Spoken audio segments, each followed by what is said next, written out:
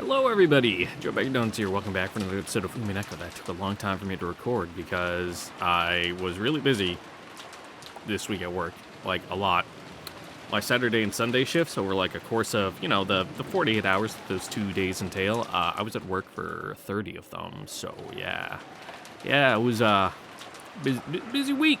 Same with my Friday shift, but, I was just being lazy that day. I'm like, there's not much on the docket at work this week, so, well, I'll do my 12, I'll come home, I'll record, bish bash bosh, get it all done. And then shit hit the fan, and it's like, aw, fuck. Oh, shit. Shit, man. And then I was stuck there, actually working at work, which is awful. I hate it when they make me do that. I don't go to work. I go there to sit down on my phone for 8 to 12 hours. And occasionally, maybe check an email. And then I get up and go home and do it again. And then they, tell me I have to, do my job? And I'm like, But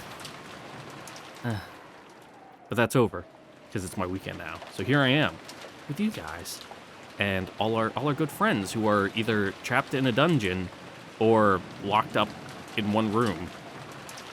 And Kinzo running around with all his magical friends, having a grand old time. He's really enjoying himself. It's good. It's good for him that he's, actually getting out of his room and, interacting with people, even if they are possibly magical figments of his imagination. But hey, who knows? Ooh, we're in the box with the cat. Ooh, and it hasn't been opened yet, so ooh, who knows? Who knows what's really happening? Ooh, magic. Anyway, let's keep going. Goda as well as Kumasawa, what?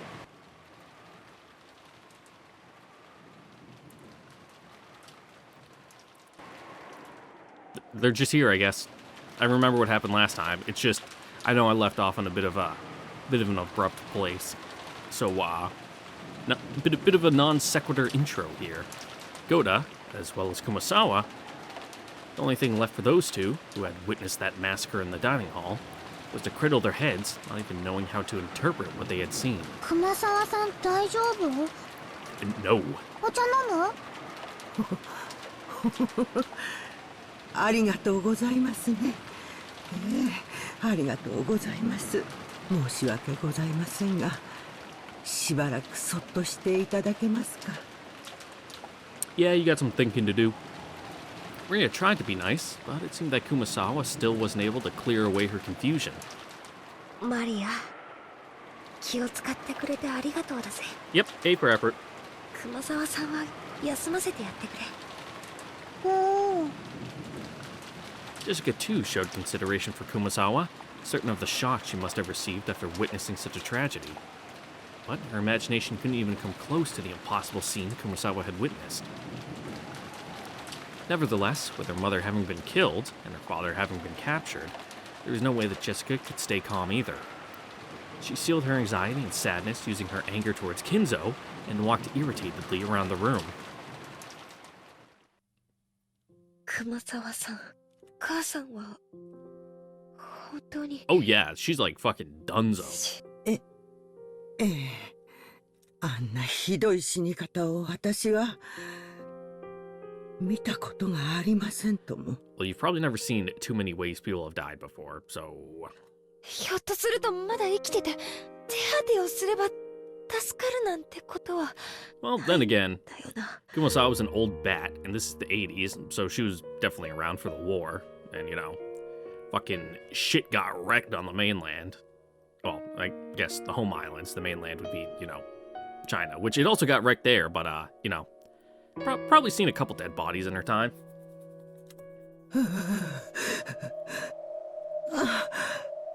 頭があんなことになって生きていられるわけが Yeah. ありません。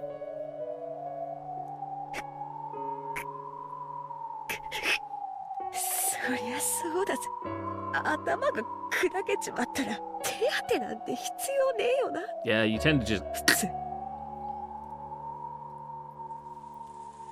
When Goda had come flying into the guest house, overcome with agitation, he had told about the massacre in the dining hall without concealing anything, except for the part about the witches and magic, which they themselves still could not believe. In other words, They hadn't even sugarcoated the cold-blooded way in which Natsuki and the others had died. It was too late now, but Kumasawa regretted having obviously said too much. However, while lightly shaking her head with a slightly painful laugh, Jessica spoke. いや、むしろ話してくれたおかげで冷静になれたぜ。Yep, left, no room for holding on to, faint hope that maybe if we go, we can, we can still save them. Nah, man, they're dead. 頭を砕かれちまったってところを伏せられてたら、私はひょっとすると生きてるかもしれないって言って、屋敷へ向かいじいさまに手食わして、ひょっとすると殺されてたかもしれない。一末の希望が命取りになった可能性だってあるわけさ。その意味では感謝してるよ。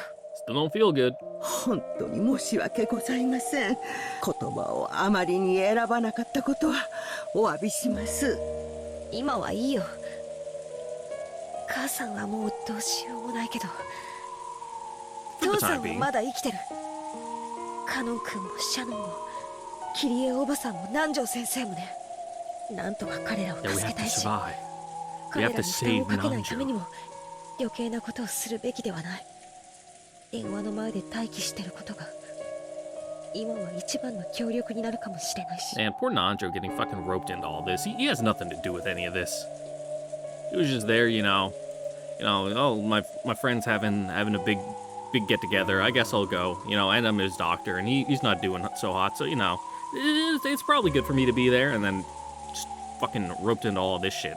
All the other all the Ushiromiya adults, they suck. The grandkids are mostly fine.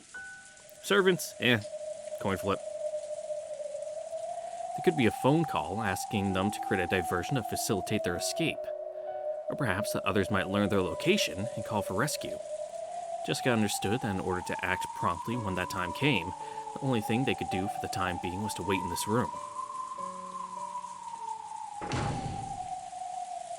George, Battler, and Goda returned, having finished checking all the locks downstairs. Each of the three was holding a bunch of different objects. George had things like drinks, canned food, crackers, and other types of snacks that he found in the lounge and pantry, as well as a first aid kit. All consumables that would be indispensable when they were while they were locked down. Goda had a large folding ladder and carpentry tools. Those were so that, in the case of an emergency, they could nail over the door from the inside to seal it. If it came to that, the ladder was for escaping out the window. Ballard brought up objects which could be used as weapons, such as blades and poles. The kitchen knives went without saying. The disassembled table legs could be used as clubs. And the pole, roughly the size of a person, which had been made by taking apart a hat stand, could surely be used as a spear, even if it had no point. Well, it'd be pretty easy to fucking stick a knife blade in there. Just, take off the handle and, drive the tang into the top of the pole, and you got hammers and nails. Usually there's holes in the tang, so you can just fucking pop a nail or two through there, and boom, you got a pretty good spear. There was a good possibility that the enemies were carrying guns, so it was dubious whether these would be of any use.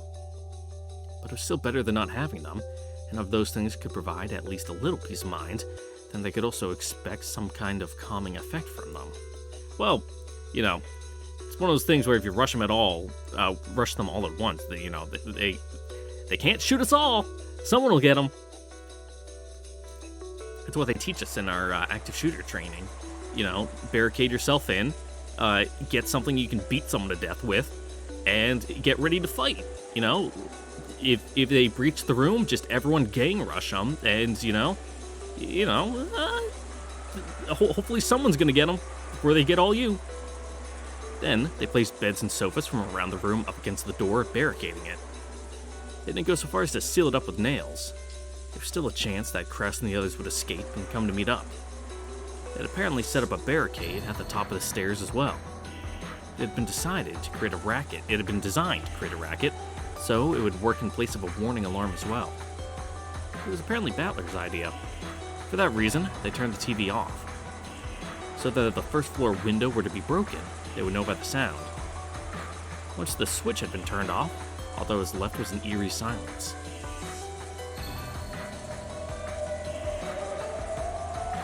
The sound of the violent wind and rain. Were they going to have to spend the whole night in such crushing suspense? The boat was meant to be coming tomorrow morning. However, judging by the weather report, the typhoon was expected to continue all day tomorrow, and the boat probably wouldn't come. The typhoon would pass in the morning of the day after tomorrow. In other words, the boat would be coming on the morning of the day after tomorrow, as in the morning of October 6th. And right now, it was late at night, October 4th. They'd have to spend more than 30 hours on this island, with Kinzo turned cold-blooded murderer and his weird companions prowling about. Good setting for a survival horror game. Even with the shutters closed, there would definitely be a little bit of light seeping out. It might let the enemy know that they were hiding here. That would suggest that it might be best to turn off the lights. But they had already been overtaken by such a ghastly feeling from just turning the TV off. There wasn't anyone who directly challenged his proposal, but then again, there wasn't a single other person who agreed to it. Oh, テレビダメなの? I mean, you probably could just turn it on and just turn off the volume. ああ、悪いが我慢してくれ。敵の侵入の音を聞き逃すわけにはいかない。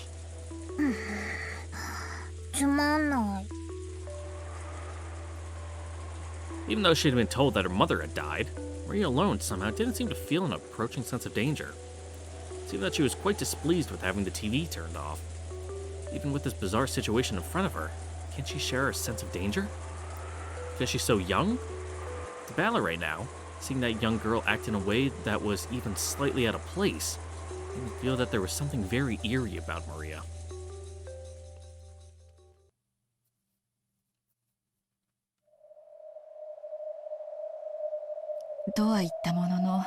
Meanwhile, in the jail cell. 晩作尽きたわね。鉄格子はなんとかなりそう？残念だが、想像以上に堅牢だ。I mean, yeah, they're steel bars. いつ頃に作られたものか知らんが、耐用年数も文句なし。They're made of metal. 実に優良な物件だよ。Kyrie chuckled softly. They had no moves they could make, but the mood had calmed down just a little. さながらここは取られた駒を置く駒置き場ですな。打つ手はもはやありませんか。まだよ。諦めるには早いわ。思考の停止は鼓動の停止に同じよ。だな。チェスの駒置き場に意味はないが、将棋ならば大きな意味を持つこともある。Yeah, in shogi you can play captured pieces. I don't know all the exact rules because I never fully learned shogi. 駒置き場の一枚の歩が相手にプレッシャーを与えることだってあるはずだ。なるほど。しかしこの鉄格子はどうしようも。私たちにはね。でもここの場所を特定し、郷田さんに連絡することができれば、助けに来てもらうことはできるかも。なるほど。しかし郷田さんに危険を強いることになりますな。その場合、成人男性が不在になるゲストハウスのお子さんたちも不安です。リスクを恐れるなら、事態が好転するまで塩漬けにするのも悪くない。もっとも、損切りを恐れれば、紙切れ同然になるかもしれんがね。我々の命がだが。親の子犬もね。私たちで何とかするからおとなしくしていなさいって偉そうに電話して、その下の根も乾かないうちに助けを求めるなんて。Yeah, it'd be pretty embarrassing to call back immediately. 実に格好悪いわね。この後に及んでは、くだらんプライドなどとっくに紙切れだ。知恵を絞ろうじゃないか。ここはどこなんだ。本当に食堂の真下なのだろうか。Probably not. Really strain your ears and listen for any sounds. それとも、屋敷とは異なる別の場所だろうか。Kraus, Kyrie, and Nanjo began to discuss their plans. Gannon was squatting by the bars, silently trying to sense anyone's presence, just as he had been ordered. Shannon came close to him, and they both squatted down together. 気配は感じるの？こちらに意識は向けていないけれど、比較的近くに誰かいる。それは人間？ヤギたちだと思う。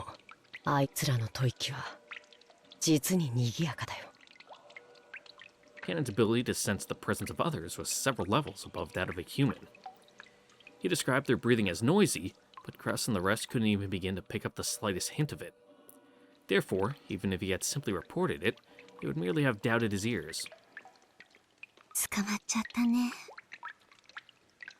珍しいよ。殺されないで捕まるなんて。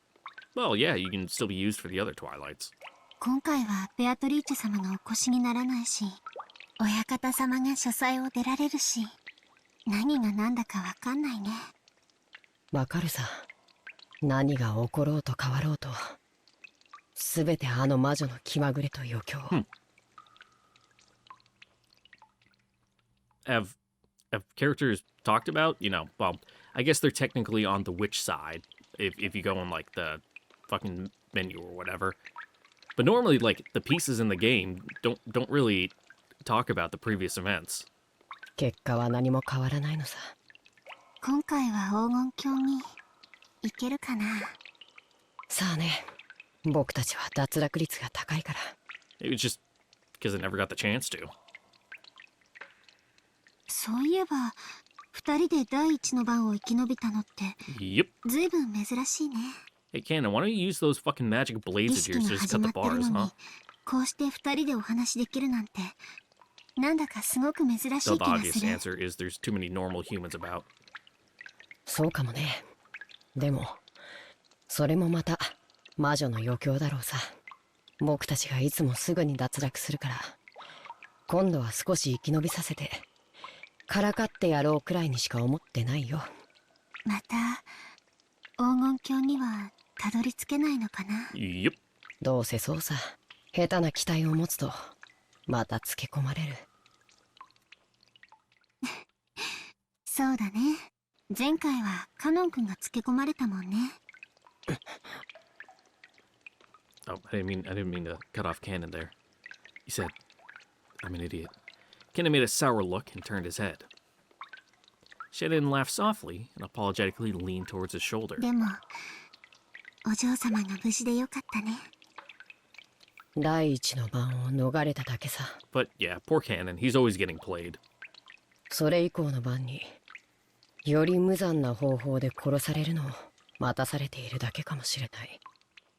それを言ったら姉さんこそ、ジョージ様が無事でよかったじゃないか。二人で黄金鏡にたどり着けるといいね。ありがとう。同じことをカノン君とお嬢様にも。僕は期待はしてないよ。姉さんの言う通りだ。あの魔女はご褒美をぶら下げて、相手が右往左往するのを見て、 She got on a little fishing line, reeling it in as you get close, like, oh, almost got it. どうせ誰も黄金鏡に行けやしない。僕がお嬢様と黄金鏡にたどり着きたいと願ってしまったなら、あいつはそれこそ面白がって、絶対に僕たちをたどり着かせたりはしないさ。そうだね。ベアトリーチェ様は、より面白くなるように、生贄の順番を考えてる。無作為に選んでるなんて、大嘘だ。あのペテン師魔女め。どうせ、黄金鏡にたどり着けば、あらゆる願いが叶うなんて。I mean, also probably true. 嘘。そんなことはないよ。黄金鏡は、素晴らしいところだよ。行ったことあるの？ちょっぴりだけね。それすらも、ベアトリーチェ様の戯れだったのだろうけど。どんなとこなの？そこ。うん。素晴らしいところだよ。That's, I mean, can you go into a little more う detail? まく説明できない。安らか Oh, you're な stupid, so. 夢の中みたい That's な right. 世界。バラが咲き乱れてて、美しい蝶が舞ってるような、極楽みたいな感じ。そういう具体的なイメージのところじゃないの。本当に夢の中みたいなところなの。そこにいるときはとても穏やかで安らかで、いつまでも眠ってることを許されてる。Nice. まるで休日の早朝のお布団の中みたいな感じ。カーテンの隙間から日が差してきて、そろそろ起きないと思うんだけど、今日は休日だから起きなくてもいいんだって気づいて、もう一回お布団の中に潜り込む時みたいな、 How mundane. そんな気持ちになれる場所。僕なら損したと思うな。休日なのに勘違いして起き出すなんて、姉さんくらいだ。それでそこにいた時 Well, は it's good to have a ね、 fixed schedule. 満たされててとても穏やかだった。でも元の世界に戻ってくると、つい直前までそこにいたはずなのにうまく思い出すことができないの。ついさっきまで見ていた夢が思い出せないのによく似てる。でもとっても穏やかで静かな世界だったことだけは覚えてるの。それだけ？なんだ、あいつが偉そうに言う黄金鏡なんて大したことないな。Well, you know, it's the little things in life, canon. 何でも願いが叶う場所だと思ってたのに。その通りだよ。何でも願いが叶う場所。少し違うかもしれない。何も願わなくてもいい場所が正解かもしれないね。例えばカノン君が寒くて上着が欲しいと願った時、上着をもらえればとても幸せなことだけど、そもそも暖かい部屋にいられたなら上着が欲しいなんて願う必要さえもないでしょ。黄金鏡はそういうところなの。大抵の願いは願う必要さえなくなる。全てから解放された何もかもが穏やかな世界なの。 Sounds boring. 与えられて幸せという概念さえも超越した全てから解放された世界とでも言えばいいのかな。なんだか宗教っぽい世界だな。そしてそこでは全てが平等なの。意志ある存在は全てが平等。 Oh, so the Golden Land is where all the communists are. 人間も家具も魔女もない。そこでの私は誰とも対等で公平。 A truly classless society. もう家具だからと何も自分を恥じる必要がない。すべての人間とも、そして魔女とさえ対等な本当に幸せな世界だったの。うまく思い出せないけど、そこでは私ベアトリーチェ様とさえ対等な関係で良い友達でいられた気がする。I wouldn't. Do you really want to be friends with Beatrice? あの though? 魔女がいるならろくな理想郷じゃないよ。で、その幸せな黄金鏡に姉さんはジョージ様と一緒に行きたいわけだ。おかしな話だね。黄金鏡は全てが満ち足りた理想郷なわけでしょ。ジョージ様がいなくても十分に満たされてそうだけど。Well, it's better when happiness is shared 黄 around. 金鏡はね、とても穏やかで安らかで全てが対等で公平だけれど、幸せだけ実は抜けてるの。幸せな世界じゃないの？もちろん安らかで Oh, 穏 yeah. やかで公平というだけですごい幸せな世界だよ。 Sounds almost stagnant. でもそれは例えるなら全ての悩みというマイナスから解放されたゼロの世界なの。 Yeah, no contrast. 人の世はマイナスで満ちてるから、もちろんゼロというのはものすごい幸福なわけだけど贅沢だよね。それはこういう感じ。穏やかな休日の朝のまどろみの時、最愛の人も隣にいてくれて手を握っててくれたなら、もっともっと素敵な幸せになれるみたい。ごめん、姉さんは例えが下手くそ Yeah, だ that's ね。 fine. バカだから。 I get the gist of it. つまり姉さんにとっての最高の幸せとはジョージ様と一緒にその世界にたどり着くことってわけだ。そしてきっとカノン君にとってはお嬢様と一緒にその世界にたどり着くことだよ。公平な世界で二人は悩みから解放されなんだかおかしな宗教を吹き込まれてるみたいだ。You just gotta drink this Kool-Aid and put on these sneakers. 僕はもっとこ俗物的な。魔法の薬を与えられると人間に生まれ変われるとか、そういう感じの世界を想像してたよ。行けばわかるよ。ベアトリーチェ様が本当に気まぐれな方なら、いつかきっとカノン君にも垣間見させてくれるに違いない。Just keep doing the loops for eternity, and maybe that non-zero chance will finally happen. そうすれば、right roll of the dice. 姉さんの例えがよくわかるようになるから。ま、過剰な期待はしないことにしとくよ。いずれにせよ、今回の僕たちはこれでゲームオーバーみたいだし、別の機会に期待するさ。そうだね。おかしな期待を持つとベアトリーチェ様にまたつけ込まれる。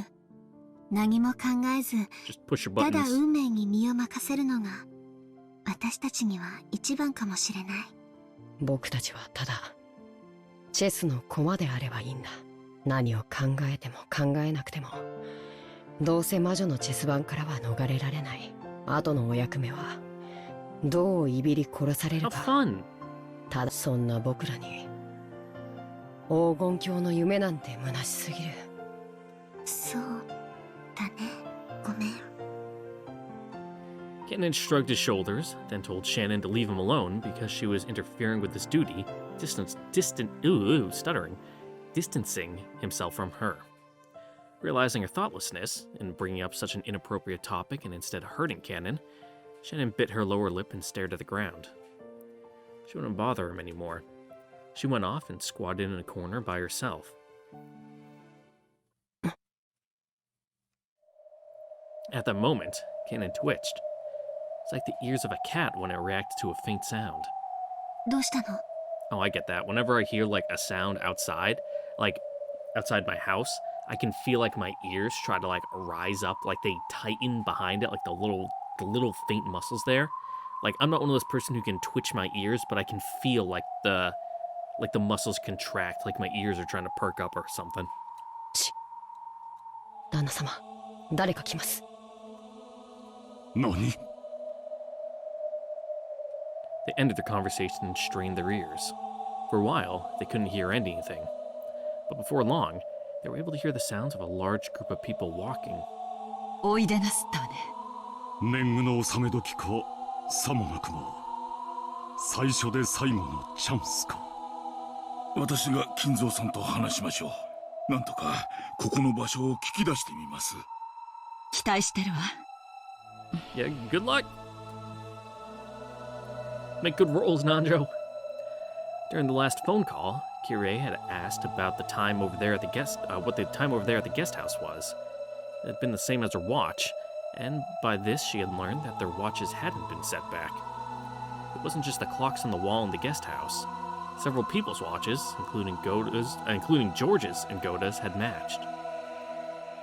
If that was the case, then after the massacre in the dining hall, they had been transported to the dungeon in only a few minutes. Not enough time had passed for them to be knocked out and carried away. Then were those really pitfalls, meaning that this area was directly under the dining hall? All they could do was pray that Nanjo could find out where this was. 来ます。多分人数は4人。親方様、並びに食堂に姿を現したうちの3人かと。もう十分だ。君も後ろに下がりたまえ。あとは私たちで応対する。シャノンちゃん、申し訳ないけど電話のところに座ってもらえる？スカートで電話を隠して。Yeah, just block it from view. はい。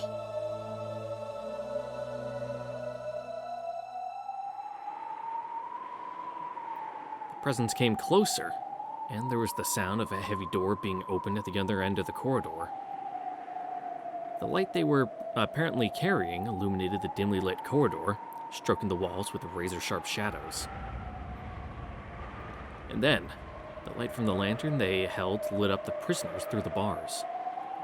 The bar's shadows divided them up lengthwise. There were 4 figures there. It was Kinzo, Ronove, Virgilia, and Gap.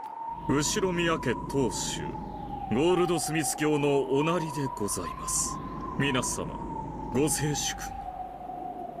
ゴールドスミス？親父殿のペンネームだ。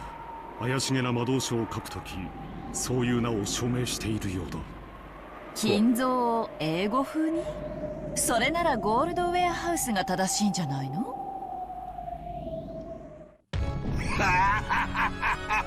？Kinzo. ウェアハウスは倉庫、ただ溜め込むに過ぎぬ。しかし私は金を生み出し、細工し、さらに価値を高めるのだ。スミスの方がよりふさわしいと思わんかね。確かに無駄口を失礼しました。金蔵さん、これはどういうことなんだね。Yeah, more proper explanation, please. ここは一体どこなんだ。おや、我が友よ、思い出せんかね。さすがにその牢の中に入った経験はないだろうが、この廊下を歩いた記憶はあるはずだ。It's at least a hint. まさか心当たりがあるの？いや、しかし考えられない。第一、私たちは落とし穴に落ち、しかもほんの数分でここに閉じ込められたのです。そんなことは物理的に、距離的にありえない。人間にはね。お父さん、ここは屋敷ですか？屋敷にこんな地下があったとは。フランス、お前たちがその存在をささやき、何度か私の後をつけ回して探ろうともしたではないか。それがここだよ。いや、正確にはそこの地下というべきか。Cool, so we're under Beatrice's house. How fun. まさかここはフワドリアンの地下ですか？ご検察の通りです。こちらはクワドリアンの地下でございます。And I guess Nandra's been here before. クワドリアン、まさか噂の親父殿の隠し屋敷なのか？本当に実在したのか？我が最愛の魔女ベアトリーチェのためだけに築いた屋敷である。地上部分は美しき上品な屋敷なのであるが、そこを案内できず、実に残念に思うぞ。こんな牢屋があるお屋敷で二人きりなんて素敵ね。どうもお父様とは性癖が合わないみたいよ。キリエさん、無礼な発言はお控えになった方が賢明ですよ。でも同感よ。私も送られた屋敷にこんな力があったら100年の恋も冷めて金目のものだけいただいてとんずらするわ。Hey man, rich people are into some weird fucking things. おや、そういうご趣味はございませんか？てっきりキュンキュンしちゃうとばかり。もちろんキュンキュンしちゃうわよ。誕生日のプレゼントに首輪なんかもらっちゃったりしたらね。ただしイケメンに限る。I see. お静かに。首輪より猿靴輪が必要ですか？ I mean, she'd probably be into that too. あら、あなたはそっちもいけちゃうの？リアって好き嫌いないのね。勝手に人の名前を略さないでください。やかましいぞ女たち。 But Ronove gets included too? お前たちも同じ牢に閉じ込められたいというのか？ I guess he does seem a little, you know, I say bending my hand. これは失礼いたしました、親方様。この牢体にこのような寒い牢獄では身が持ちません。Julia quickly apologized, but Gat merely laughed together with Ronove. It was like she was saying that she wouldn't be captured, or else that even if she were to be captured, it would be meaningless. 牢とは捕らえ逃がさぬこと。それはすなわち生涯手放さぬとの強い意志と愛である。逃げても諦められる程度の女ならば愛を語るに値しない。鎖で縛ってでも逃がしたくないと思うほどに苦しくなる女。そこまでに至ってこそ、我が生涯を捧げるに値する愛である。Yeah, but it's not really socially acceptable to act on these impulses. お前にそれを分かれとは言わぬよ。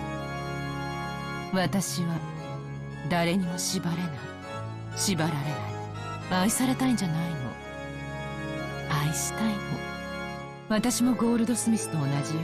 だからよくわかるわ。愛と狂気は紙一重というわけか。実に旗迷惑の話だ。Yeah, fucking yandere Kinzo. しかし、 Not very あっさ hot. り所在地が分かったのは大きいわ。詳しい経緯は後で聞くけど、南條先生はここをご存知なのね。はい。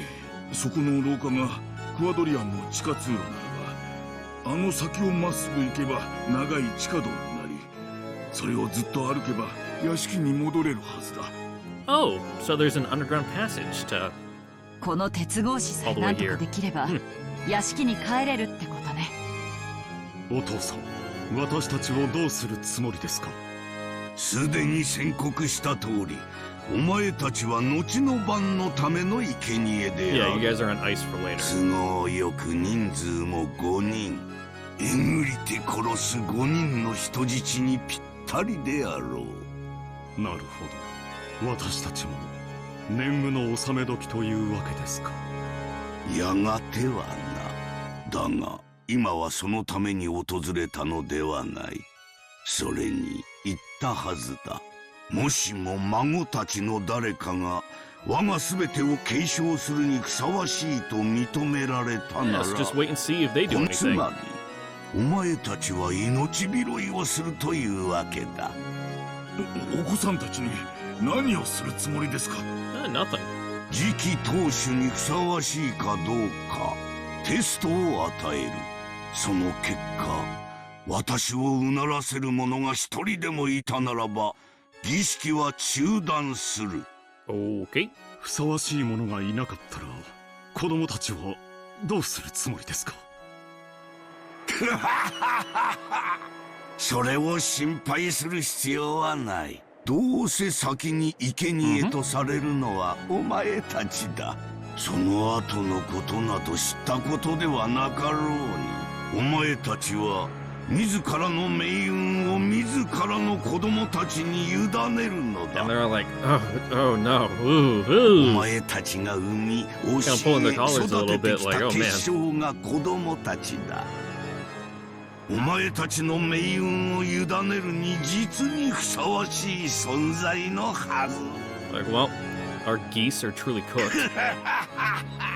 そう心配そうな顔をするなよ、クラウス。お前の自慢の100億の価値のある娘を信じろよ。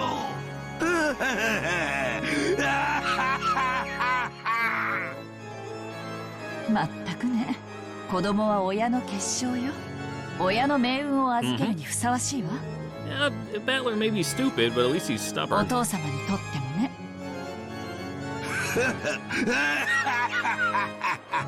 肝の据わった女だ。ルドルフにはもったいない。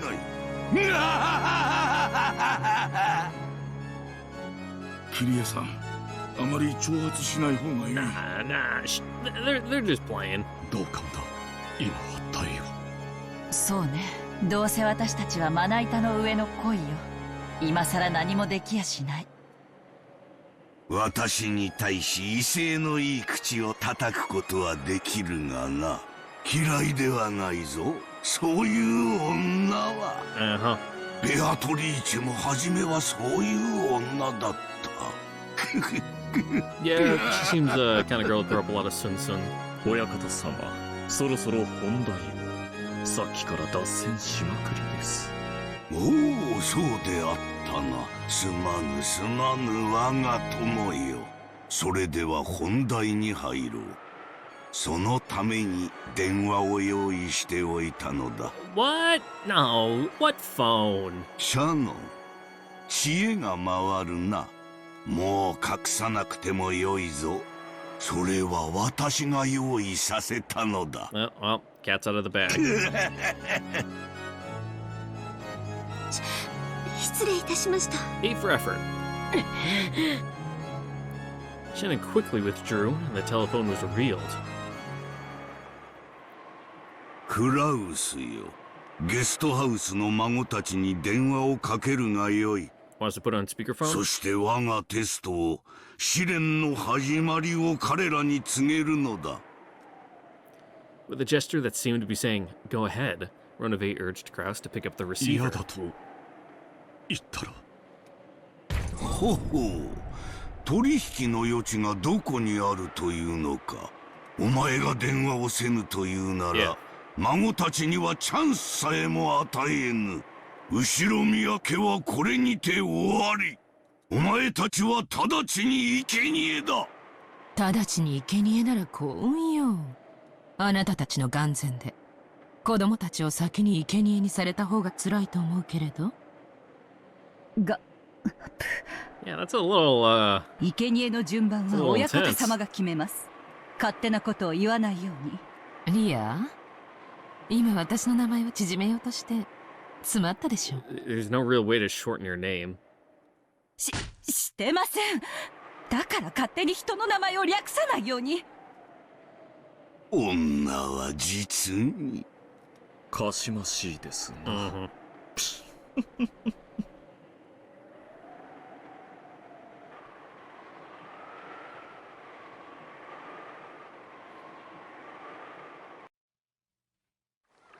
Oh, flashbang. Thanks, Anjay. Very cool.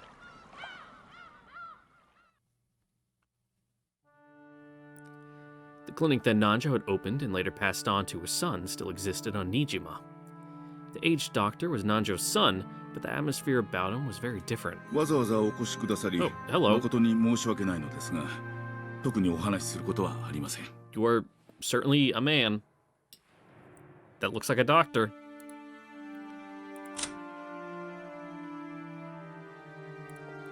Nanjo Masayuki, Nanjo's son, took over the Nanjo clinic. Unlike Nanjo, he gives a slightly dispassionate, indifferent impression. After the commotion surrounding Rokujima, he grew to completely despise the press, and never again did he attempt to speak of what had happened at the time. He used to have a daughter who was afflicted with an intractable disease, but unfortunately, she wasn't able to live out her natural lifespan. That's unfortunate. Nanjo's son spoke very indifferently. あの島の事故がワイドショーなどで非常に不謹慎に取り上げられて以来、後宮氏の主治医であり友人でもあった父にも大変心外な関心が多数寄せられました。そのいずれもが何の根拠もなく、また父のそれまでの業績を汚すものでした。私はそれら全てについて未だに強く憤慨しています。No, that's fine. That's 無 understandable. 理もないことと思います。私も同じようなものですので、私など Yeah, we're like little kindred spirits here. Birds of a feather. そうでしたね。これは失礼。The doctor finally remembered that Anjay was also a victim, exposed to the same curious eyes as he had been. そんなあなたなら当時の件にもう関わりたくないという私どもの気持ちもお分かりでしょう。あれは不幸な事故でした。それを事件だと騒ぎ立てたがるのは無責任なテレビと雑誌だけです。彼らの態度には心底うんざりさせられますよ。Najo had been placed in the spotlight for being one of Ushiromiya Kinzo's few friends. Because of that, there had probably been a persistent offensive from the witch hunters and the press to use the late Nanjo's son as well as a source of information. The doctor went on, criticizing the press indignantly. お気持ちよくわかります。私生活に至るまで監視を受け、プライバシーも肖像権も、果ては人権さえも認められてたかわからない私ですから。そのやり場のないお怒り、よくお察しできます。だからこそ、私の人生をここまで台無しにしたあの事件は、一体何だったのか、どうしても知りたいのです。それでここへ来ました。私も、あなたと同じ当事者です。雑誌記者でも、インタビュアーでもありません。そこを誤解しないでください。私は道楽でこんなところまで来たんじゃない。私を見下すのもいい加減にしてください。あの事件で狂わされた人生の傷跡比べをするならば、私とあなたでは比べ物にもならない。It's like, yeah, can't really say anything to that. Anjay spoke sharply, never having imagined that he would be talked back to in such a forceful manner. The doctor couldn't help but fall silent. From Anjay's perspective, the doctor was whining about absolutely nothing. She really wanted him to pack in his patronizing attitude. It's about time to make him understand how many days had passed for her before arriving on this island. The doctor realized that he had misspoken and remained silent for a while, looking uncomfortable. 当時のことを思い出すのは苦痛でしょうが、ご存知のことがあったら何でも教えてください。もちろん口外はしません。私は私の人生に決着をつけるために今日ここへ訪れています。私は18です。あの事件は私の人生の12年を奪った。そしてこれからも奪い続けるでしょう。私は6歳のあの日からずっと暗闇に放り込まれたままなんです。そんな私でも知る権利がないとおっしゃるんですか？いや、失敬。たちの悪い連中ばかりが来ていたので、私もつい身構えてしまったようです。失敬したのをお詫びします。わかりました。他言無用を誓っていただけるなら何でもお話しします。ありがとう先生。ではお願いします。何でも結構です。知っての通り、父は後宮氏の主治医であると同時に、チェスを通じた友人同士でもありました。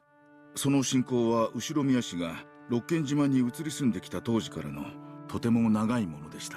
どのくらい仲が良かったのですか？相当だったようです。チェスの縁で先方の屋敷に厄介になることも少なくなかったようです。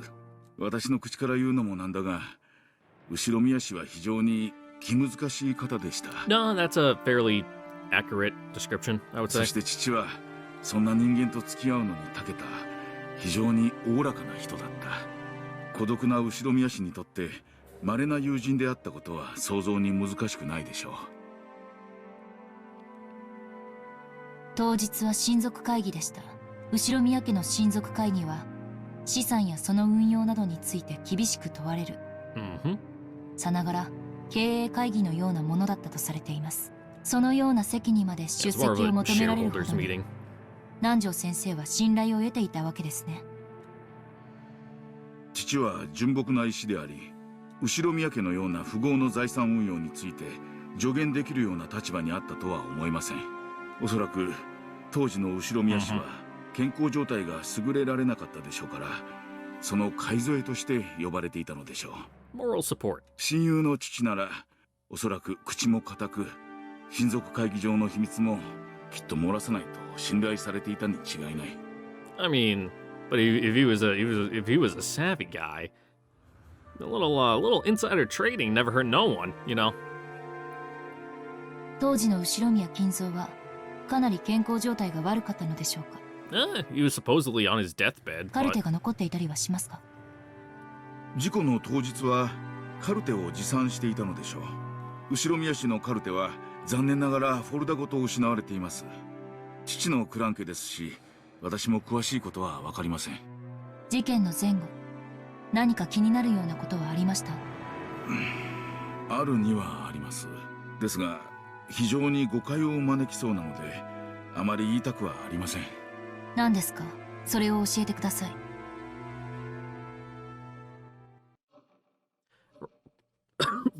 I'll choke on my nothing air. For a while, the doctor beat around the bush, but after he said that much, Anjay would not allow the subject to be dodged. Eventually, he was worn down, and after making Anjay swear herself to secrecy again, he opened up. 実はあの事故の数日後に私の自宅に郵便が届いたのです。Okay. 郵便？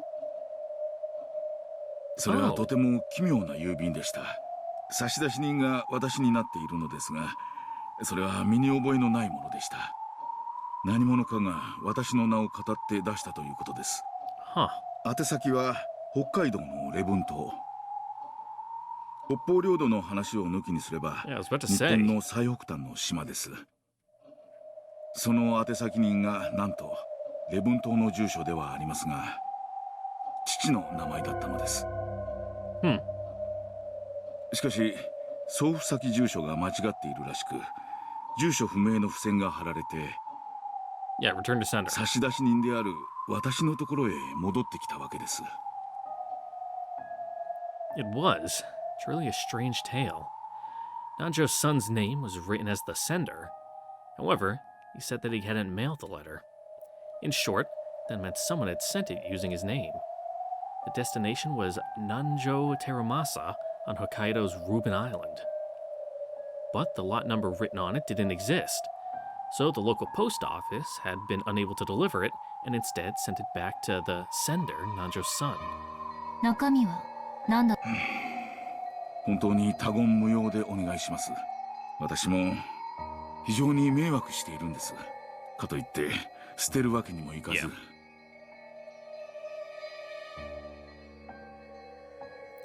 The doctor stood up and headed for the bookshelf. There, dozens of dictionaries that could only have been ornamental were lined up one after another, asserting in the strongest way imaginable that the owner was an intellectual. When he pulled several volumes out from there, a large brown envelope was hidden behind them. He took it out and tossed it onto the desk. It had been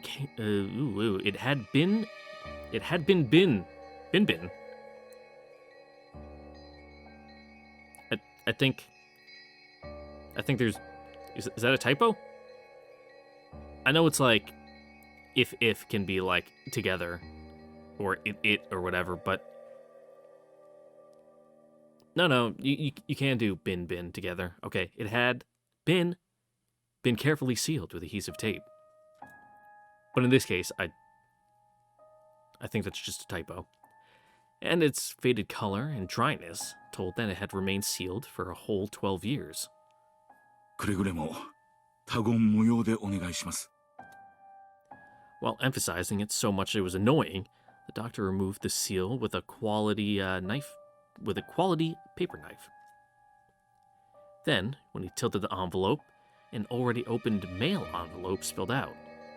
The envelope had weight to it, hinting that there was something other than a letter inside.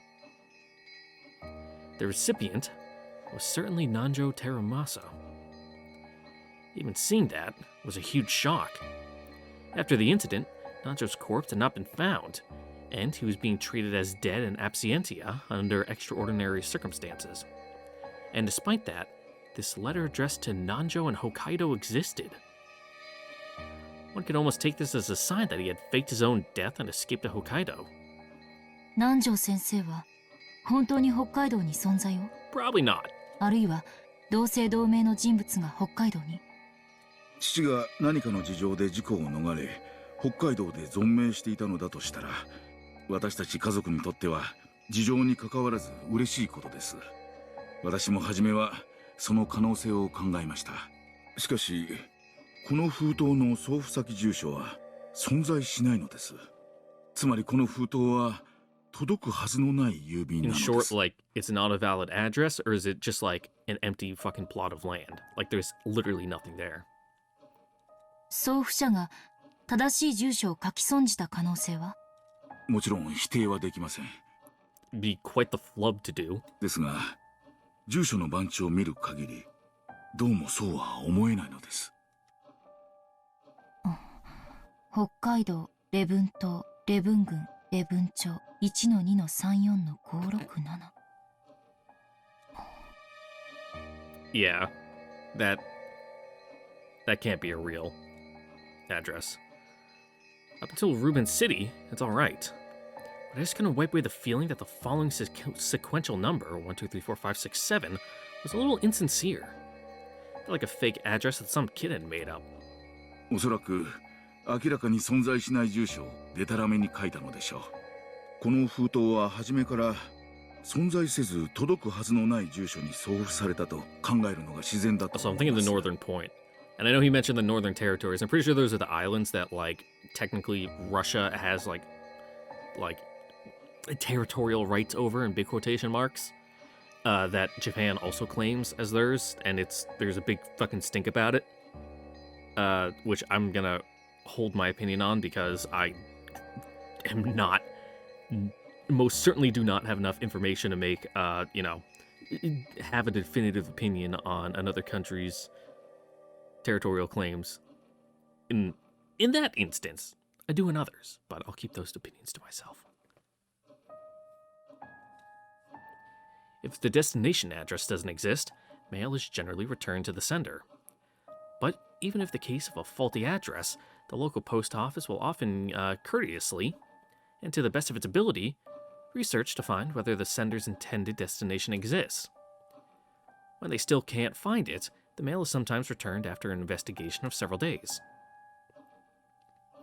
It seemed that this is what had happened when this envelope and the stamp was postmarked October 3rd. It was postmarked on Nijima. Nijima is a long way from Ruben Island. On top of that, the destination was also nonsensical. It had taken more than a week for the mail to be returned. In other words, there was an extremely high chance that this envelope returned to the sender after an indeterminate amount of time. Had been the goal from the very beginning. Why do something like that? Even before asking what it was that had been sent, this envelope was already veiled in mystery. 中身は? どうぞ。 After getting the doctor's permission, I tilted the already opened envelope. From the inside came a small folded letter and a small key with a number tag attached. A single swipe card slid out in addition. A112 was engraved on the key's number tag. I didn't know what it meant.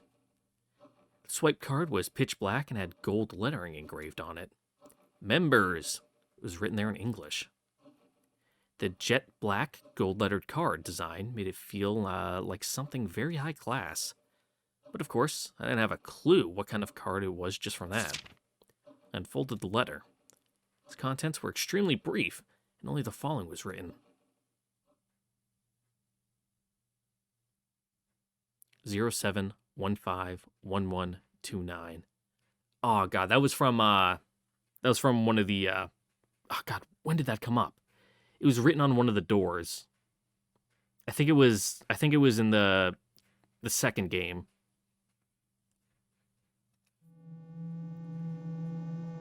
And the name of a certain massive bank known throughout Japan, as well as the words Central Branch. That was all. これは? 貸金庫のカードと鍵、そして暗証番号でした。それも普通の貸金庫ではない。特別な顧客のみに許されているらしい不気味な貸金庫でした。After he had finished putting his affairs in order, following his father's funeral, he had visited the bank. Pin and key and card. There was no doubt that something of great importance was stored there. And it was natural that he was curious about what that could be. At first, he didn't know what to do. The card wasn't properly his possession. When he mustered up his courage and showed the card to a bank clerk, he was then switched to a clerk of a clearly higher status and was guided to a large vault on the 4th basement floor. The security on the way there was strict. The doctor had himself stored valuable items such as real estate transcripts in safe deposit boxes before, but this was something on a whole different level. 私の使っている貸金庫の手続きと違い、カードと暗証番号、そして鍵を持っているならば、本人確認は行われないというシステムでした。Okay. ですが、とにかく厳重な金庫室で、その物々しさに怯えました。こんなところに預けざるを得ない、どんな物騒なものが待ち受けているのかと。それで？カードをリーダーに通すと、暗証番号の入力を求められました。そしてそこにある8桁の数字を入力すると認証され、金庫室への入室が認められました。すごい光景でしたよ。まるで SF 映画のような世界だった。薄暗い銀色の広大な部屋にびっしりと金庫の扉が埋め尽くされているのです。He entered that room along with the clerk. As soon as the card was read, the vaults he had the right to were apparently determined, so that safes could be opened were lit with a green light, while those he could not were lit with a red one. A11 にはそれらの金庫のうちの一つを示すものでした。ちなみにそれ以外の金庫にもずらりと緑ランプが点灯していました。But you didn't have the key. 20個以上はあったと思います。あるいは他の一角にももっとあったのかも。いずれにせよ、私の鍵は A11 にのみ、他の金庫の中身を確かめる術はありませんでしたが。As the clerk watched, the doctor unlocked and opened the safe.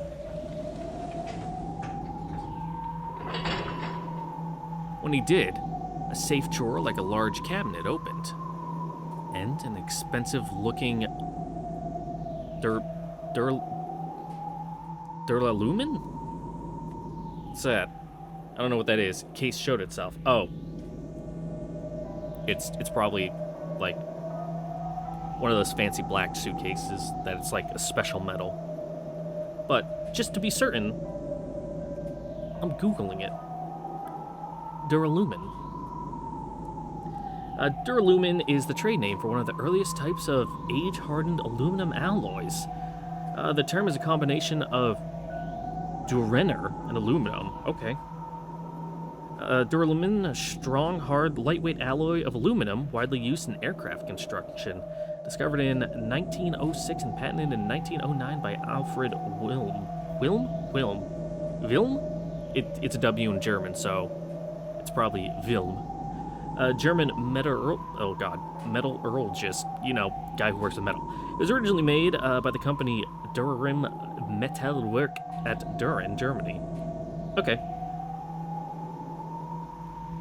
So it's a lightweight, strong metal. That was carried into a separate room, where for the first time, the clerk left, and he was introduced to the contents. 現金でした。現金？どれほど？新札の100万円の束はちょうど厚みが1センチになると聞いたことがあります。It's essentially a bribe and a threat, saying shut the fuck up. それがこれだけのジュラルミンケースの中にびっしり詰められていたのですから、多分1億はあったでしょう。数えたわけではないからわかりません。手すら触れませんでしたから、私はすぐに直感しました。これは危険な金だと。It isn't normal to store a whole 100 million yen in cash in a safe like that, case and all. It's much easier to deal with if you deposit it into a bank account and turn it into a number. Yeah, but then you have to, like, pay taxes on that money. The very fact that they were unable to do that made it clear that there was something very wrong with that cash. 私は頭が真っ白になり、すぐに関わり合ってはならないと直感しました。それで一切手をつけなかった。はい。そのまま施錠し直し、元の金庫に預けて立ち去りました。この鍵やカードも捨てようと思いましたが、何が起こるかわからない。そのため誰にも内緒で12年もの間、本棚の裏に隠し続けてきたのです。あれが何の金だったのか、私にも未だにわかりません。この封筒をお借りすることはできますか？いえ、この場で見るだけにしてください。わかりました。では、ちょっと失礼します。調べ物を。Which envelope? The one with like the letter in it, or the Ushirami envelope? I took One-chan's grimoire from the knapsack that I had set down. Then I opened to the page with the paragraph Beatrice had written to One-chan and compared the handwriting on both. The characteristic handwriting was unmistakable. The one who had sent this 100 million yen in cash was Beatrice herself. But what is it? Something's bugging me. What is it? What is it? ええ、そんな郵便物が確か届いた気がしますわ。母ちゃん、あれはどこにしまったっけな。 Same envelope and contents had been sent to Kumasawa's son, who had once lived with her.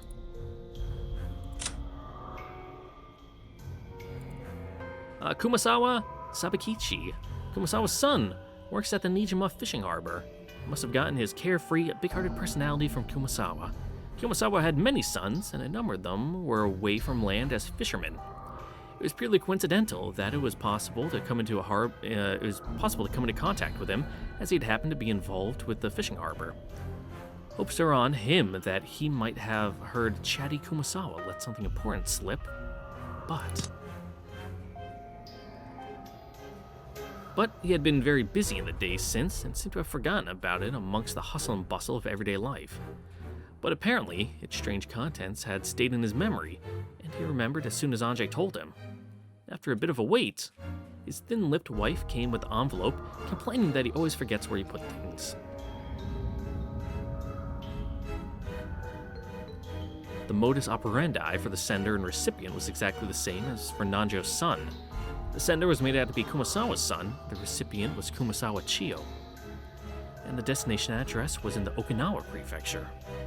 Okinawa Prefecture, Yaeyama County, Yonaguni City, 1234151167.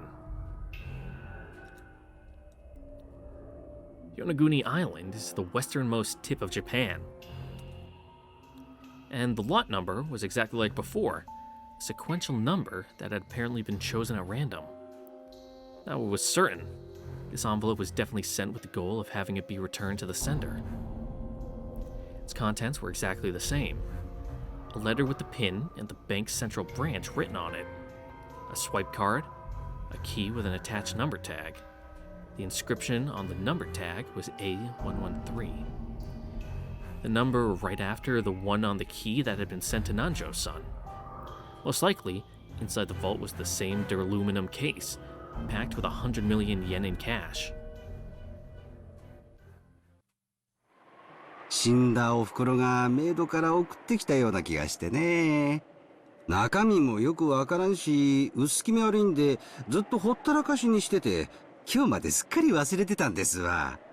お嬢さんはこれが何かご存知なんですかね? Yeah, probably a lot of money. ひょっとして、あんたんとこにも同じものが?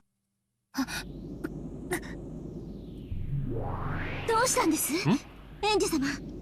ウリオ、頭痛？ごめん。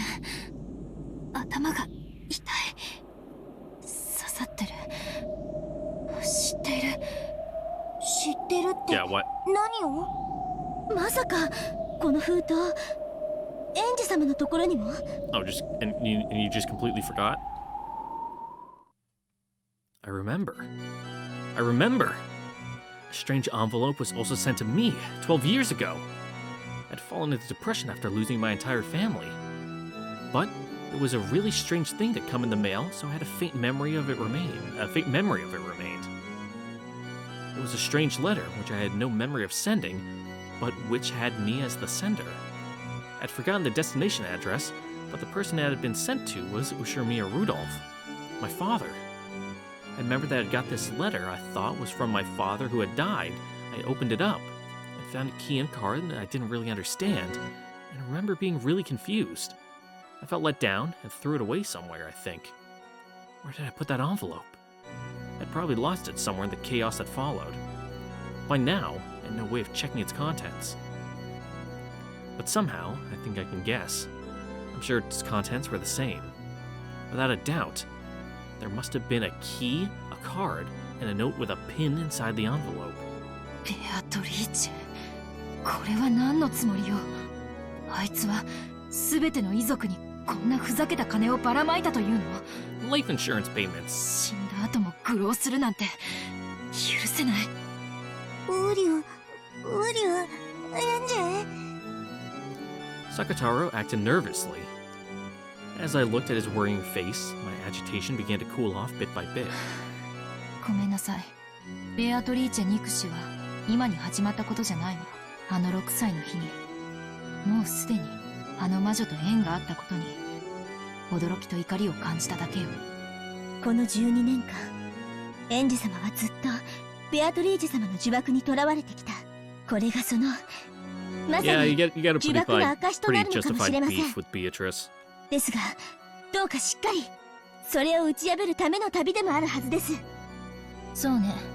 頭に血を上らせたって何の役にも立たないわ。冷静に考えなくちゃ。これはどういうことなの？遺族に1億円をばらまく意味は何？ But that begs the question of why the pin was like written on one of the doors. like way back. 挑発だとでも言うの？ベアトリーチェめ。レンジェ、落ち着いて、ウリュウ。 As Sakataro buried his head in my stomach, he urged me to stay calm. I took another deep breath and started thinking. この封筒の送付はつまり、ベアトリーチェによる事件の計画性を裏付けるものかしら。消印は親族会議の直前。そしてわざと時間をかけて返送されてくるように仕組まれている。事件の後に届くようにしたかったということかな。うん、そうなるわ。 What a neat trick. でも少し疑問もあるの。なぜこんな不確実な方法で？不確実？ねえ、だって何日で郵便が戻ってくるかなんて事前には想像もできないじゃない。 Well, that's why they sent them as far away as they could. 郵送先の郵便局が調査し、送付先不明と判断し返送するまでの期間なんて普通は想像もできない。 At least it would take a couple days. そういえばそうだね。ちゃんと到着の期日を決めて、そういう郵便で出した方が確実なのにね。ウリュウ。まあでも前日に投函したんならどんなに早く戻ってきても、きっと月曜日以降の到着になったでしょ。死者からの手紙を聞いてみたかったんじゃないかしら。死者からの手紙か。確かにね。あれは驚くし嫌な気持ちになるわよ。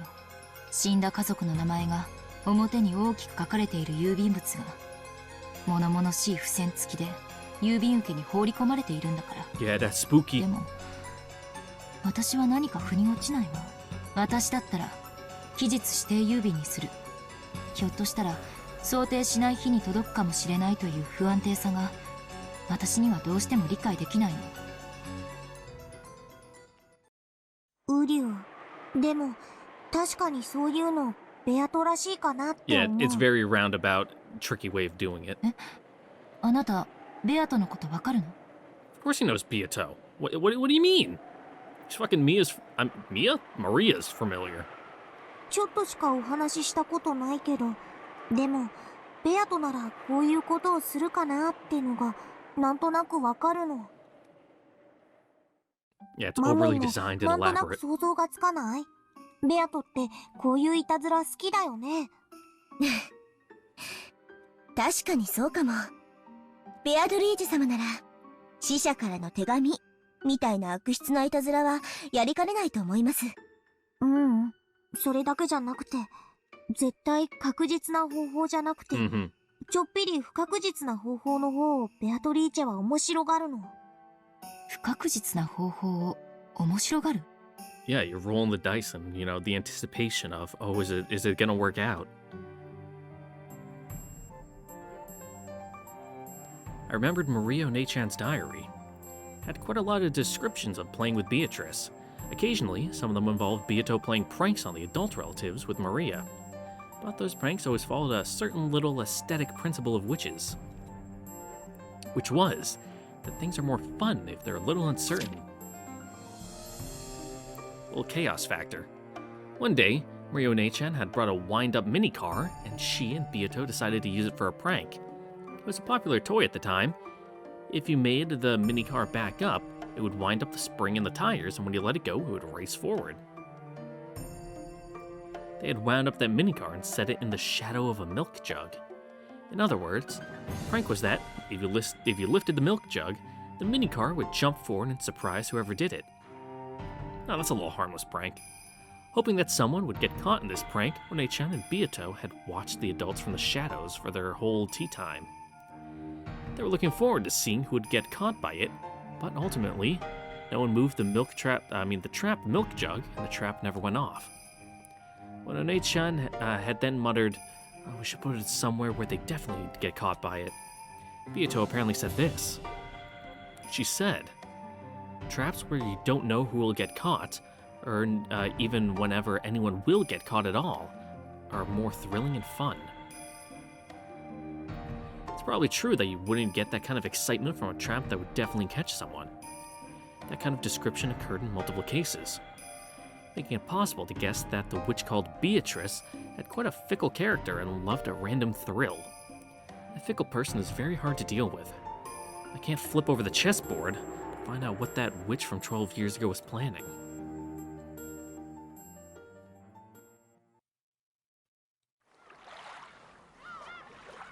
As Anjay thought these things over, her gaze wandered from place to place. Then, she suddenly showed interest in the wall. There, a number of framed photographs were hung. Many were commemorative photos from when the Kumasawas got together as a family or went somewhere to play, and Kumasawa herself was in many of them. Still, with a smile that made it so you could almost hear her lighthearted ho ho ho laugh. It's a distant memory, but I do remember that she was definitely this sort of cheerful old lady. 熊沢さんは事件の直前に変わった様子はありましたか? Well, everyone here is Kumasawa besides you, but we know who you mean. いや、いつも通りに見えたな。親族会議はピリピリするから辛い辛いと漏らすのはいつものことでしたし。これは? Among the numerous frames, there's one that had something other than a picture of people in it. There's a photograph of an enlarged relief of a door from a Western-style house or something. I couldn't see any interesting subject in particular, which actually bugged me a bit as I wondered why anyone had gone to the trouble of taking it. As I got closer, I realized that some text had been written in pen. ああ、それはお袋の形見分けでもらってきた写真ですわ。Is that the chapel? Did it have lion statues in front? It might have. 多分、例の黄金伝説に関係したやつではないかと。魔女の碑文ですか? 10トンの黄金の隠し場所を示すと噂される。熊沢さんも挑んでおられたんですね。でも、これは碑文じゃない。初めて見るものです。There was an arch above the Western-style door, and the arch had a relief. It was an inscription in English, and it seemed to be the focus of the photograph. The pen writing appeared to be a translation into Japanese. この扉は1000兆分の1の確率でしか開かない。That's a pretty big percentage. あなたは1000兆分の1の確率でしか祝福されない。知らないわ。こんな文章、碑文にもお姉ちゃんの日記にも出てこない。お袋の遺品の中に碑文の謎解きに挑戦してると思われる写真やノートが結構出てきたんですわ。お袋も案外そういうのが好きだったんだな。Well, yeah, it's a good brain teaser. なんでも10トンの金塊が隠されてたって噂だ。そりゃお袋も夢中になるはずですわ。In both Mirio Nei-chan's diary and in her grimoire, there was a description of the witch's epitaph. Mentioned about how it was a ritual to open the door to the Golden Land, and Beatrice's resurrection ritual, and Beatrice's succession ceremony, and so on. Maybe the most interesting one was the last line, the succession ceremony. According to Beatrice, if you were able to solve the witch's epitaph, you would receive not only the 10 tons of gold and the Ushiromiya family inheritance, but her own magical power and name, as well as the title of Golden Witch. Among the Ushiromiya family at the time, the witch's epitaph was thought of as a difficult quiz, which the head, Kinzo, had prepared to select his successor. But in the Mariage Sorcière interpretation, the questioner was Beatrice herself, and she had posed the question in part to choose her successor. There were slight discrepancies in the details of the two interpretations. Either way, its disturbing contents brought to mind a bloody serial murder, and both of the message bottles depicted a crime that followed that pattern. If I could solve the witch's epitaph now, 12 years later, I wonder if I could expose some plot made back then. I tried to solve it many times myself, but I never did have a clue what it meant. It seemed that many witch hunters had been trying as well. I also found theories like the La Plata theory and the Enora theory to certain books. La Plata? Like the plate in Argentina? Like they all just fucking... They all just fled to South America? I don't know about what that second one means. However, none of those theories were conclusive. 他にも資料が?あると思うけど、兄弟で適当に分けたからな。誰が何を持ってるやらさっぱりですわ。申し訳ない。この熊沢さんが撮影した英文だけ読むと、めったに開かれない開かずの扉という印象を受ける。でもこれは屋敷のどこかしら。光の具合から屋外みたいだけど、熊沢さんはこの中にその黄金が隠されていると睨んでたのかしら。さあ、いずれにせよ六軒島の屋敷のどこかでしょうな。お袋の預金口座には残念だが黄金を発見したと思えるようなお金は入ってませんでしたよ。さすがに見つからんかったんでしょうな。Golden Witch, Beatrice, gave 10 tens of gold to Kinzo, which meant that the witch was the true owner of the gold. Beatrice was the owner of all the vast fortune of the Ushimiya family. The witch holding this vast wealth had massacred the humans on Rokunjima on that day, and sent large amounts of money to their surviving relatives like it was a game. Like hell, it's a letter from the dead. This is desecration of the dead. I was once again convinced. My spit got caught in my throat. My family, who had died on the island that day, didn't die and go to heaven. They're being trapped by the witch even now, and are being desecrated and tormented for all eternity.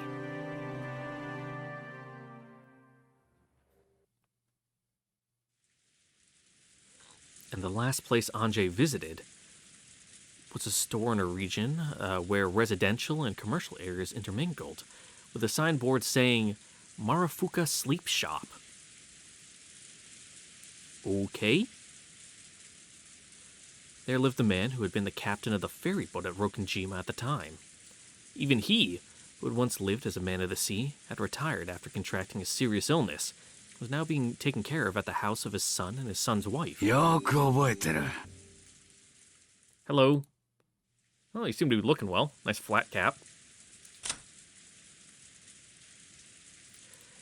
Captain Kawabata, an old man who used to captain the high-speed boat that went to Rokunjima and back, is beyond doubt that of the existing survivors, he is the one who's he is one of those who knew the most about Rokunjima. From various comments by the servants who used to go to and fro from the island, the media hoped that he might be quite knowledgeable about the internal affairs of the Ushimiya family. However, he would say nothing, and so they eventually began to forget about this old man. Man's got quite the heels on those shoes. あんた、まだこんなに小さかった。立派になったな。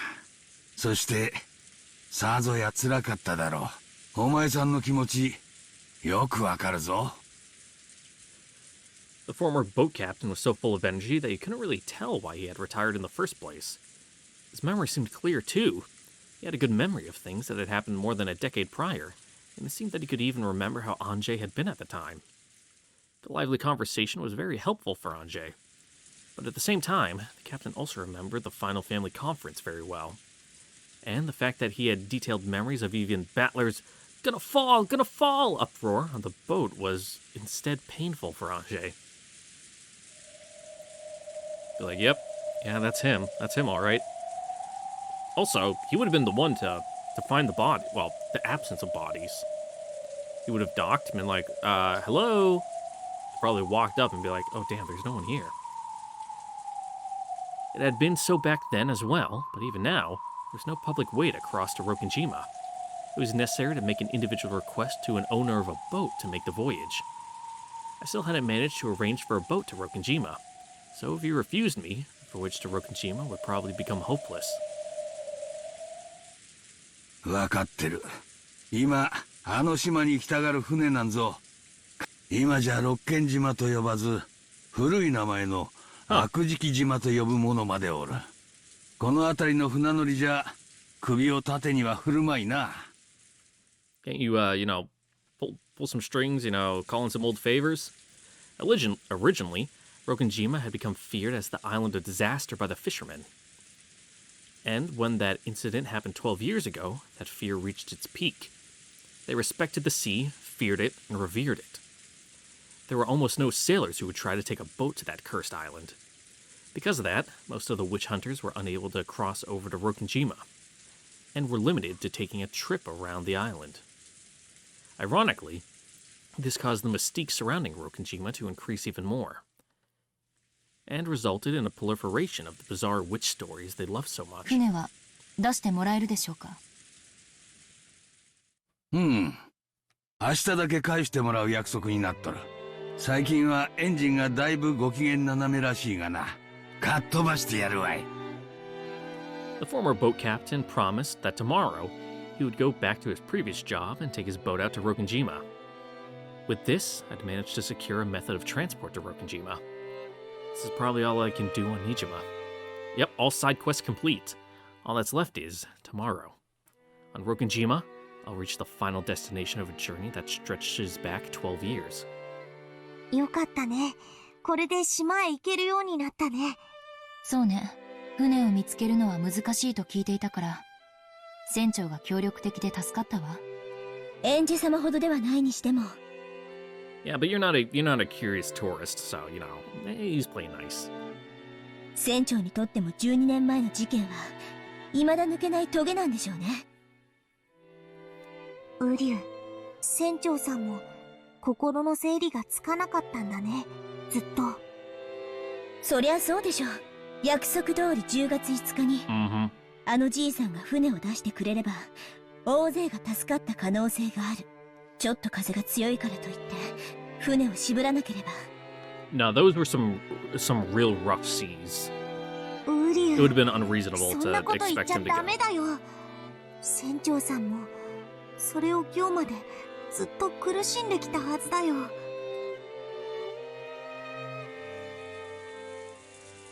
I heard that it had truly been right in the middle of a typhoon on October 5th.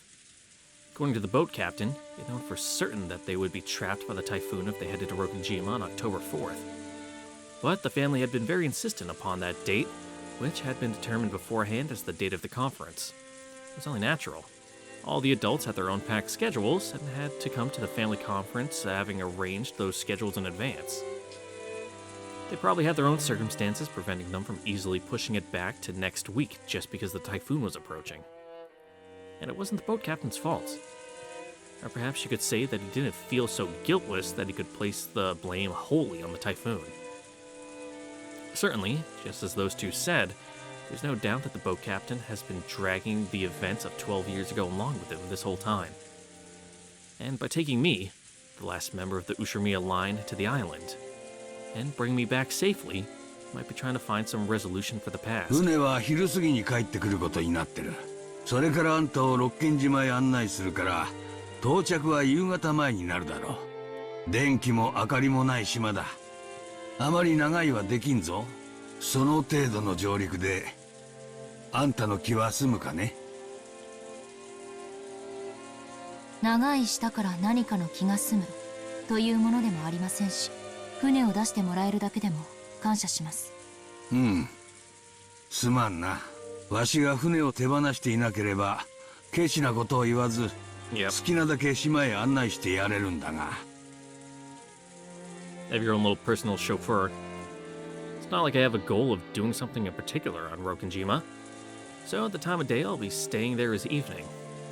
The evening, which straddles the two different worlds of day and night, seemed almost like a borderline between this world and the next. Or possibly between 1998 and 1986, and felt like the most fitting time to visit Rokunjima. It's not like I'll be doing anything on the island. Staying there for just a few hours will be just fine, so if I can feel some closure. At that time, there was a small knock on the paper sliding door, and Amakusa stuck his head in, tapping his watch.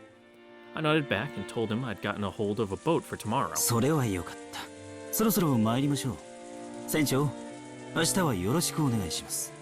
ああ、お前さんたちの難儀な事情も聞いとる。わしも当時のワイドショーを見ていて、面白半分に事件をかき回す連中に虫唾が走っとったもんだ。協力は惜しまんよ。ありがとうございます。それでは明日お昼に、これ船代に。Anjay took out a wrapped wad of 10,000 yen bills from her pocket, boat captain must have seen its thickness as well, but he paid absolutely no interest and shook his head. わしはお前さんに感謝しとるよ。これは天のお導きだ。あんたを六軒島へ連れて行き、そして無事に連れ帰る最後のチャンスをくださったんだ。わしは金蔵さんに任されていた最後の仕事を今ようやく終えることができる。だからあんたには感謝してる。金は当時の金蔵さんからたらふくもらってる。あんたから取れんよ。ありがとうございます。階段足元に気をつけてな。Yeah, there's no railing. 急だぞ。I went down the steep staircase that was the exact opposite of accessible. It was getting hard to believe that there had actually been a chest of drawers and a TV in the room upstairs. That's quite a lot of futons. Most of the first floor was a bedding store, with many futons piled up on each other. The captain followed behind us as we weaved our way through the cramped futon shop. After cautiously checking around, Amakusa dashed out first and started up the car. 孫の部屋が空いとる。泊まって行っても構わんのに。見ての通り、布団なら有り余っとるぞ。ありがとうござい No ます。 shortage of beds. 万一の時、ご迷惑はかけられませんので。事情は知らんが、相当な厄介に巻き込まれてるようだな。うさんくさい連中が人探しをしていると噂になっとる。あんたのことじゃないのかね？ Who can say? さあ。Ajay played dumb, but it looked as though the boat captain had guessed. わしは六軒島を目指す客人を送り届け、そして迎えに行き、連れ帰ることが仕事だった。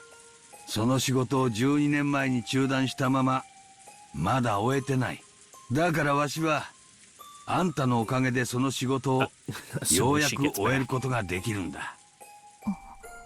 だから、わしにその仕事を終えさせてくれよ。わかってるな。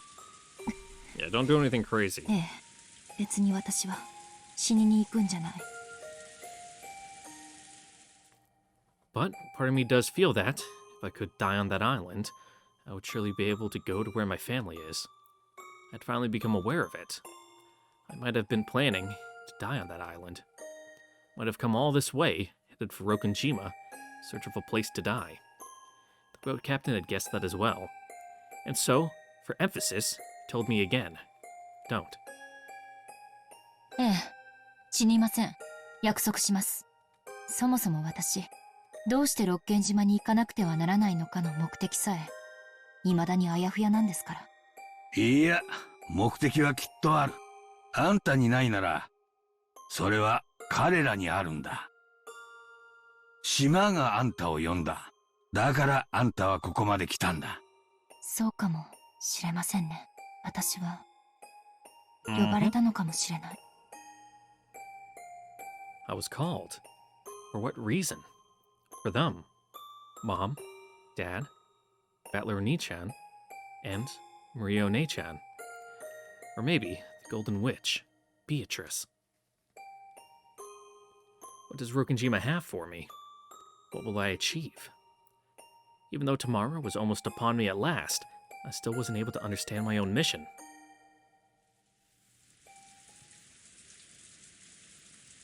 There was the sound of a car stopping in front of the store, and a short honk could be heard. それでは明日、失礼します。I got past the stack of futons and the narrow store and was about to go outside. Just then, my feet stopped. どうしたね？あれは？あれ？はて。What? 何の話だね？ See some trinket? Trembling all over, I pointed at it. But no matter how much the boat captain squinted, he noticed absolutely nothing in that direction that should have surprised me. That means... That means... ありえない。どうしてウリュウ、レンジェ、どうしてどういうことなのこれは。私にだってさっぱりだわ。そんなバカなことって You あ gonna, る you の？ gonna clue us in? これは魔法なの？奇跡なの？ええ、多分これは運命よ。私は今理解したわ。これが私の使命だったのよ。ウリュウ、私には何が何だか。 Neither do I, because I don't know what I'm supposed to be looking at. I was frozen in position, shaking, pointing into the semi-darkness inside the store. どうしたんだね。何があるんだね。わからん。わしにはわからん。Yeah, you're being weird. あんたには何が見えてるのかね。ありがとう船長。全部これは運命だったんです。ここに私が訪れることさえ運命だった。これが私が六軒島へ行く目的で使命なんです。エンジさん、どうしました？トラブルですか？ Hey, would you mind sharing with the class? わしにもさっぱりわからん。お嬢ちゃんが暗がりを指さしたまま固まっちまったんだ。エンジさん、大丈夫ですか？何が見えるんですか？あなたたちには見えないの？それよそれ。 Describe it. 見えないの？見えるのはただの陳列棚です。誰も言いやしませんぜ。ウリュウ、エンジ、僕には。 Yeah, we might blend into the normal background for them, you know. It's clearly jumping out at これ you. は夢なの？魔法なの？どういうことなの？エンジ。 Sakataro lifted his face towards Anjay. From her eyes slid a single エ tear. ンジ様、理解したわ。お姉ちゃん、そしてベアトリーチェ。ウリュウ。 So this is magic.